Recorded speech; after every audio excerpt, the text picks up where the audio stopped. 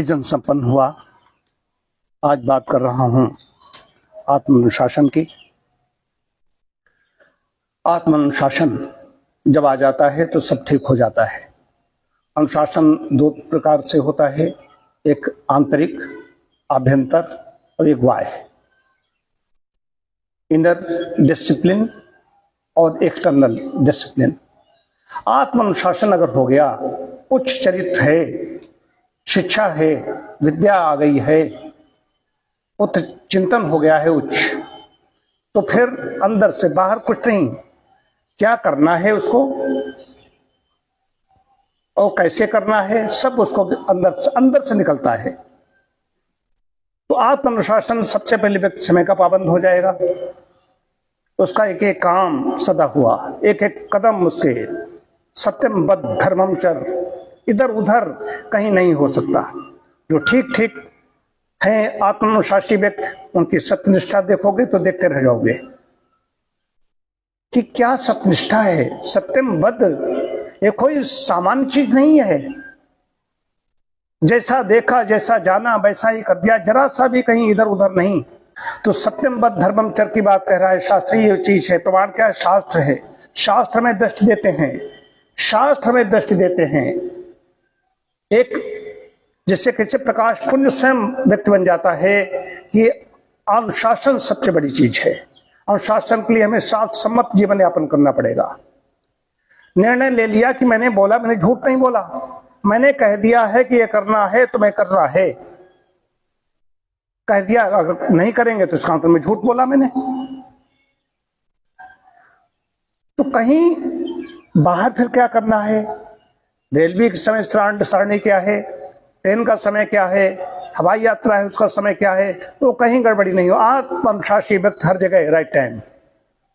और समाज में भी जाएगा तो वहां पर उसके अनुसार उसके झूठ प्रपंच में सम्मिलित नहीं होगा, उन लोगों की उपेक्षा करेगा। वो इतना विनम्र शिष्ट नहीं होगा कि उनकी हाँ मिलाता घूमे। ये विनम्रता शिष्ट नहीं, कोई हमें खराब न कहे, नहीं हो सकता। क्योंकि जो दुष्ट स्वभाव के व्यक्ति हैं, हमारी प्रकृति उनसे नहीं मिल रही है, वो रजोगुणी है, तमोगुणी है, वो हमें अच्छा नहीं कर सकते। हम उनके लिए गलत नहीं कह रहे हैं, हमारा उनके पर गलत चिंतन नहीं है। हम चाहते हैं वो भी ठीक हो जाए, सही हो जाए, लेकिन उनके लिए हमें लगेगा कि हम उनकी उपेक्षा कर रहे हैं, उनको हम सम्मानित नहीं कर रहे हैं, उनको पास अपने पास बिठा नहीं रहे हैं। तो हर व्यक्ति की तरंगे होती हैं। किस वातावरण में रह रहे हो, किस परिवेश में रह रहे हो, ये तरंगों से बना हुआ है संसार। सारा संसार तरंगों से बना हुआ है। हमारे आपके शरीर दिखाई देते हैं कि शरीर स्थूल रूप दिखाई देते हैं। डॉक्टर साहब बैठे हैं, मास्टर साहब बैठे हैं, एमएस जी है, ये दीपाली है, ये दिखाई देता है, लेकिन ये तरंगे हैं। शरीर भी तरंग ही बह रहा है, जिससे पानी का बुलबुला बन जाता है बरसात में, कुछ काल तक रहता है। वही शरीर बुलबुला समझ लीजिए इसको। ये ऐसा शरीर है, ये बहता जा रहा है। वही बेटा बेटा करते रहते हैं लोग, बाद में भाई साहब हो जाते हैं, बाद में अंकल हो जाते हैं, फिर दौआ बन जाते हैं, बाबा बन जाते हैं। बाबा बह गए, बाबा बह गए तो इसका अंदर शरीर बह गया। शरीर बड़ी तेजी से बह रहा है। आत्मानुशासी व्यक्ति इसको एक एक कदम उसका सदा हुआ होगा, वही इसको साथ पाएगा, नहीं तो नहीं। बहा जा रहा है। मैं स्वयं सोचता हूं कितना शरीर बहा रहा हूं, रोज बह रहा है, और जितना उपयोग करना चाहिए उतना उपयोग नहीं हो रहा है। शरीर का उपयोग नहीं हो रहा है, इसलिए व्यक्ति वृद्धावस्था में कुड़ता है। तो डिसिप्लिन चाहे अंदर की हो चाहे बाहर की हो, ये बहुत जरूरी है। चाहे समाज की हो, चाहे संसार की हो, चाहे राष्ट्र की हो। अनुशासन ठीक नहीं, इसलिए फिर याद आती है बात क्रांति की। राष्ट्र की जब बात आती है तो नेताजी ने कहा था, नेताजी का अर्थ होता है सुभाष चंद्र बोस। उन्होंने कहा था कि देश में कैसे रहा जाए ये नागरिकों को सिखाना होगा। एकदम ये लोकतंत्र यहाँ पर ठीक नहीं है। देश को कैसे रहा जाए, देश में ज्ञान नहीं है, ये ज्ञान नहीं है।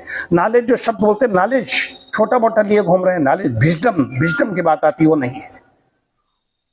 वो जाएगा बड़ा, इसमें भी सिर्फ विजडम की बात आती है। वो दृष्टि नहीं है, विवेक नहीं है, ये नॉलेज नहीं है कि उनको हरदोई के सारे सब थाने याद हैं, हरदोई के सारे गांव उनको याद हैं, फला व्यक्ति है, उसको सारे हरदोई के गांव याद है, गांव के नाम याद हैं, पूरे विश्व के उसके जितनी राजधानी है सब उसके नाम मालूम। ये नहीं, ये तो रट्टू तोता टाइप का हो गया। ये विवेक नहीं उसके पास, विजडम नहीं है। नॉलेज हो सकती है, कोई ऐसी बात नहीं, विजडम विवेक ये बड़ी चीज होती है। तो आत्मनुशासी व्यक्ति सब कुछ पाता है। अब अगली बात पर आ रहा हूं, आत्मनुशासन के साथ में आ रहा हूं। आत्मनुशासी व्यक्ति होगा, उसके अंदर विश्व का प्रवृत्ति, दर्शन में आ रहा हूं, विश्व का प्रवृत्ति उसके अंदर पैदा हो जाएगी। ज्योतिषवती बुद्धि मेधा प्रज्ञा उसके सामने आने लगेंगी कि वो विश्व का प्रवृत्ति, जहां पर शोक नहीं है। शोक है, मैं जानता हूं शोक है कि आदमी बाहर से नहीं दिखाई दे रहा है, बाहर प्रसन्न, लेकिन अंदर से है शोक का गुण, अंदर से दुख। जो वर्तमान में जो ज्ञान मिल रहा है, जो शिक्षा है, वो शोक वहीं से प्रवेश लिया बच्चे ने, वहां प्रतिस्पर्धा शुरू हो गई, शोक शुरू हो जाता है। घर पे भी थपेड़े लगते हैं। ऐसे बच्चे जो रट्टू तोता टाइप होते हैं, अगर उसने टीवी पर कहीं धोखे में आ गया कि उसे तो भारत के सारे गांव मालूम है, समझ लीजिए। तो जैसे मास्टर के छोटे बच्चे हैं, ये भी अपनी बच्चों की तरफ देखेंगे कि ये बच्चे देखो सुना दिया, हमारा भी बच्चा उससे कब होता है। ये प्रतिस्पर्धा इसमें चल रही है कि वो नहीं, वो तो रट्टू है, ये ज्ञान नहीं है, ये ज्ञान नहीं है। जब बच्चे का 0 नंबर आए तब भी बच्चे से कह सके कि तुम्हारा मूल्यांकन नहीं हुआ, तुम्हारी कॉपी का मूल्यांकन हुआ, क्या फर्क पड़ता। कम नंबर आए तब ये कह सके, तो समझ लीजिए कम नंबर आए तो क्या हुआ, तुम्हारे दिमाग को कौन मूल्यांकन कर सकता है, ये तो तुम्हारी कॉपियों को मूल्यांकन हुआ है। क्योंकि जो आदमी आत्मविश्वासी कर सकेगा तो विश्व का प्रवृत्ति उसके अंदर हो जाती है, वो शोक रहित हो जाता है, वो निश्चल हो जाता है, अंदर से भी शोक रहित होता है, वो आनंद में होता है। खाली कह देते बोलचाल भाषा, और भैया क्या हाल है, अरे बहुत बढ़िया ना, बढ़िया खाक है, कुछ नहीं बढ़िया है, प्रदर्शन है, झूठा।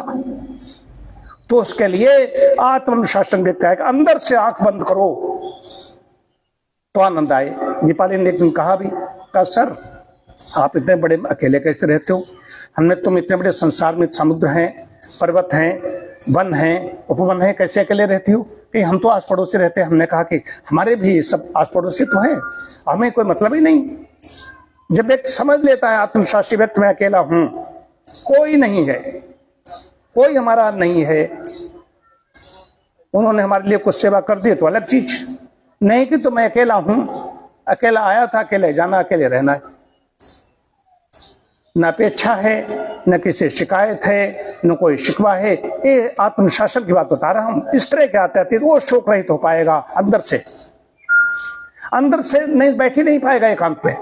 अंदर से बैठेगा तो शोक अंदर से, दुख है, कष्ट है, व्यथा है, पीड़ा है, वो ले जाकर खड़ा कर देगी कि नुमाइश चौराहे तो नुमाइश चौराहा देखाएं, टाइम पास करके आए।